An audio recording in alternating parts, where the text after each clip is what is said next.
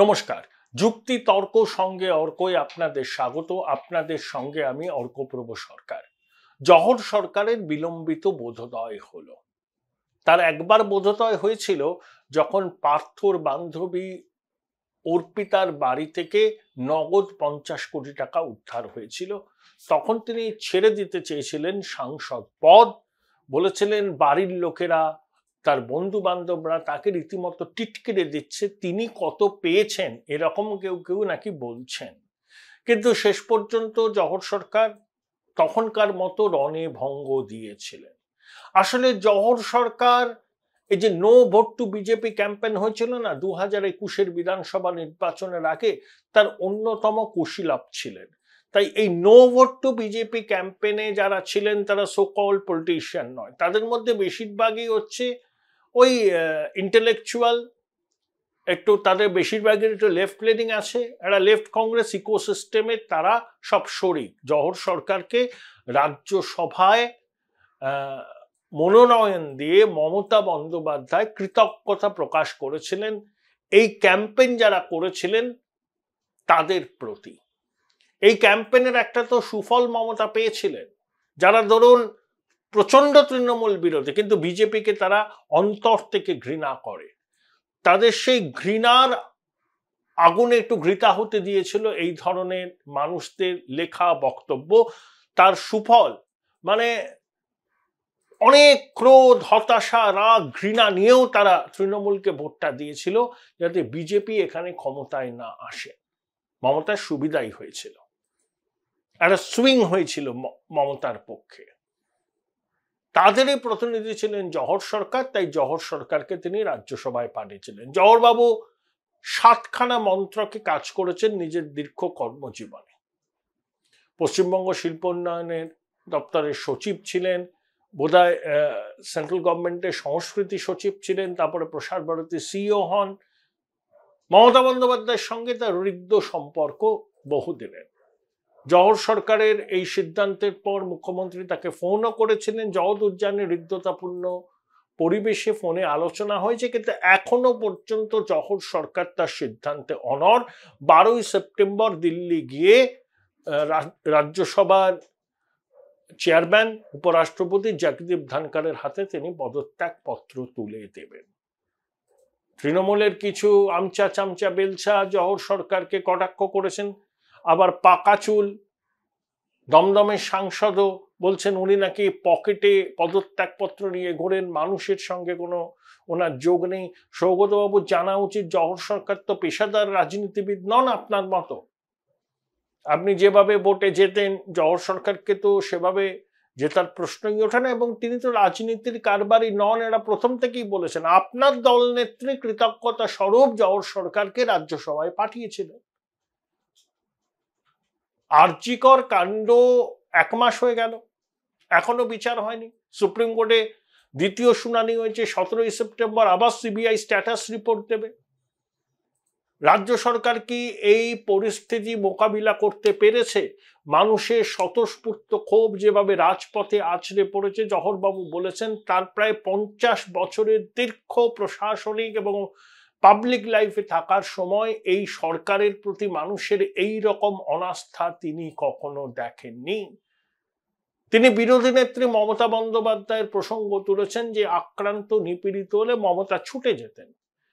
কিন্তু আশ্চর্যক্রমে দেখুন, 1 মাস হয়ে গেল মমতা বন্দ্যোপাধ্যায় কিন্তু আন্দোলনকারী চিকিৎসকদের সঙ্গে কথা বললেন না। তিনি হতভাগিনীর বাড়িতে গিয়েছিলেন, তারপরে সাংবাদিক বৈঠক করে সন্দীপ ঘোষের হয়ে সওয়াল করলেন।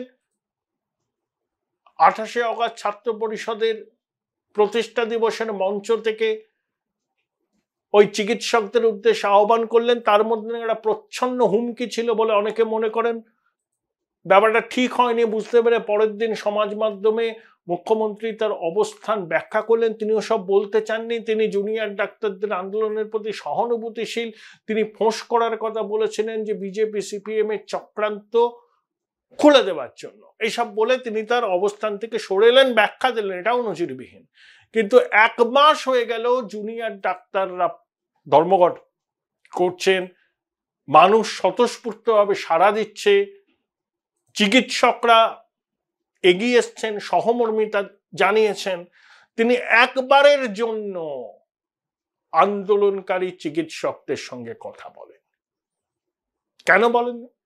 তিনি যদি বলতেন, তিনি যদি আশ্বস্ত করতেন ঘটনাস্থলে গিয়ে বা ডেকে পাঠিয়ে,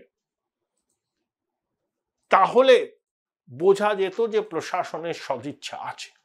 এটাই জহরবাবু বলেছেন, যে কয়েকজন দুর্নীতিগ্রস্ত আমলা এবং কিছু ভুঁইফোর রাজনৈতিক নেতা যেভাবে বৈভবের আস্ফালন ঘটাচ্ছে, সেটা রাজ্যের মানুষ কিন্তু সহজে মেনে নিচ্ছে না। দেখুন, জহরবাবু খুব সিম্পল লিভিং, হাই থিঙ্কিং এর মানুষ।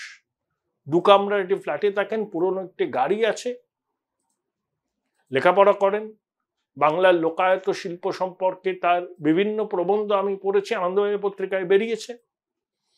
তিনি অড ম্যান আউট। তিনি তৃণমূল কংগ্রেস নামক রাজনৈতিক দল আসলে একটা প্রাইভেট লিমিটেড কোম্পানি, সেখানে তিনি কিভাবে বেশি দিন থাকবেন? ওনার তো যোগ দেওয়াটাই ভুল হয়েছিল। যোগ না দিলে তিনি বরঞ্চ আরো অনেক সম্মান পেতেন। তার মোদী বিরোধী অবস্থান থাকতেই পারে, তিনি অন্যভাবে তার অবস্থান ব্যক্ত করতে পারেন, মোদী সরকারের নীতির প্রতিবাদ করতে পারেন। তৃণমূল কংগ্রেসের হয়ে সংসদে গিয়ে, যেখানে সাকেত গোখেল, ডেরেক ওব্রায়েনরা ছড়ি ঘোরাচ্ছে, সেখানে কতদিন জহর সরকার থাকতে পারবেন মাথা উঁচু করে?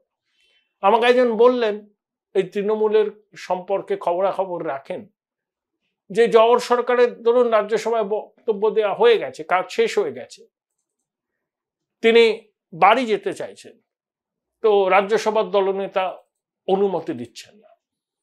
তো এগুলো জহর সরকারের মতো মানুষের পক্ষে মেনে নেওয়া শক্ত। এবং দেখুন, এই র্যাম্প্যান্ট করাপশন তো ওনার বিলম্বিত বোধোদয় হচ্ছে, তখনই যদি এই পর্বটা মিটিয়ে ফেলতেন অর্পিতার বাড়ি থেকে নগদ উদ্ধারের পর, তাহলে তার সম্মান আরো বাড়ত। যাই হোক, বিলম্বিত বোধোদয় হওয়াও ভালো। Join Indian Institute of Hotel Management now. Right choice, right decision. তিনি রাজনীতি ছাড়ছেন, সাংসদ পদ ছাড়ছেন, কিন্তু মোদী বিরোধী তার অবস্থান থেকে সরছেন। এটা তার গণতান্ত্রিক অধিকার, তিনি করতেই পারেন। এখন প্রশ্ন, জহর সরকারকে যিনি তৃণমূলে সামিল করার পিছনে একটা দৌত্য করেছিলেন, সুখেন্দু শেখর রায়।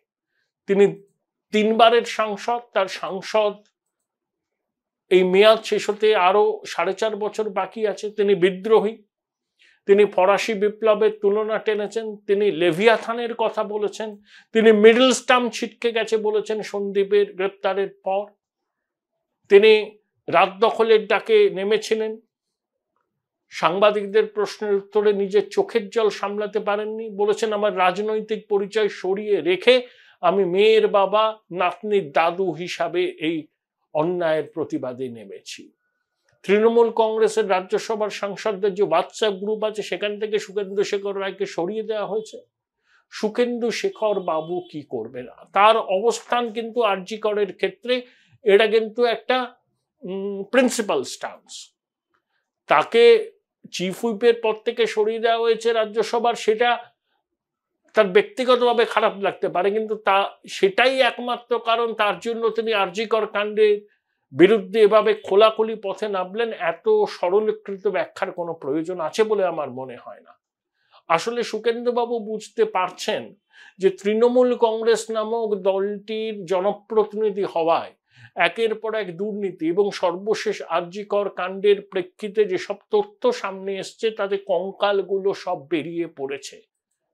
তার 75 বছর বয়স হয়ে গেছে, চতুর্থবার আর তিনি সংসদ সদস্য হবেন না, সেটা তিনি জানেন।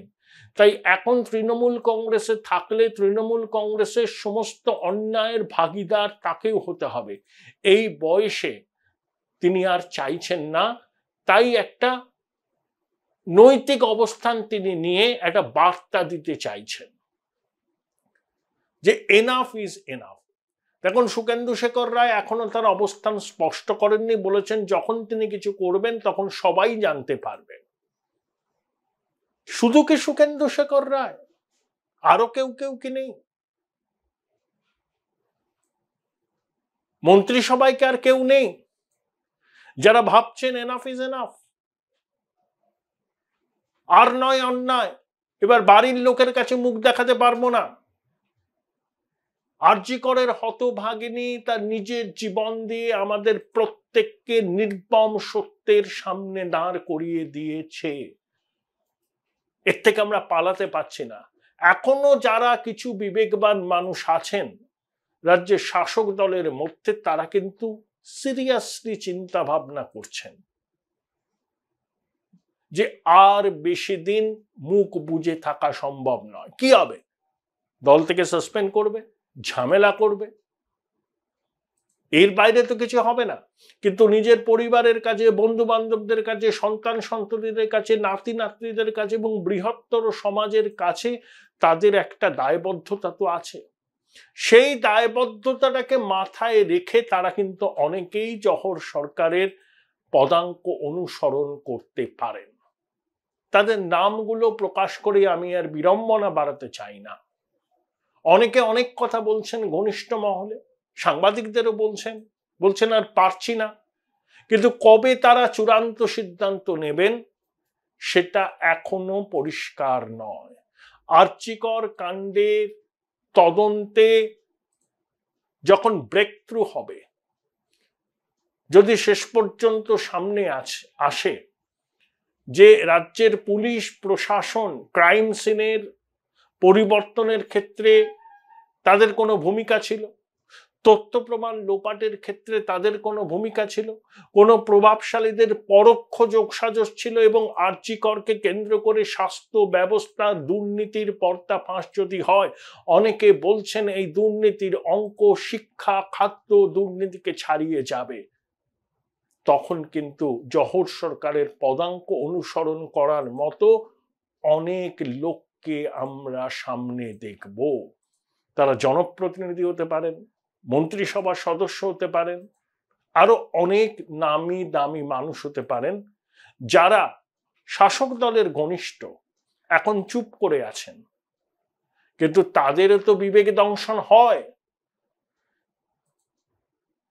এখনো তাদের হয়তো হচ্ছে, কিন্তু তারা সেটাকে নানা কারণে প্রকাশ করছেন না। হয়তো ভয় পাচ্ছেন, প্রশাসনিক নিপীড়নের ভয়, শাসক দলের রক্তচক্ষুর ভয়। যখন সব ধৈর্যের বাঁধ ভেঙে যাবে, তখন তারাও জহর সরকারের পদাঙ্ক অনুসরণ করতে পিছপা হবেন না বলেই ওয়াকিবহাল মহল মনে